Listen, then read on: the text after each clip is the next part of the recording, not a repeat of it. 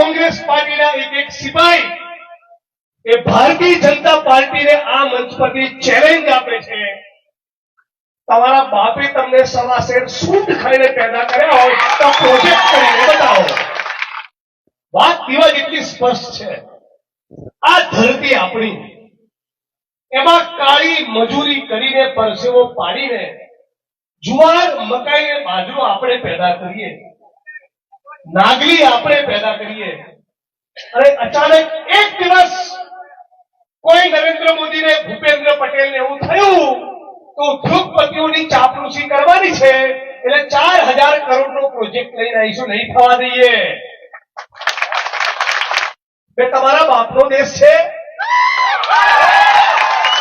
અહીંયા 18 ગામમાંથી ઉખાડી ફેંકવા માંગે છે 82 ને 18 કેટલા થયા 100 ગામ 100 ગામમાંથી આદિવાસી સમાજનો એકડો તમે ભૂસી રાખવા માંગતા હોય તો અમે પણ રાજનીતિમાં મંજીરા વગાડવા નથી આવ્યા અને અમને કહી દો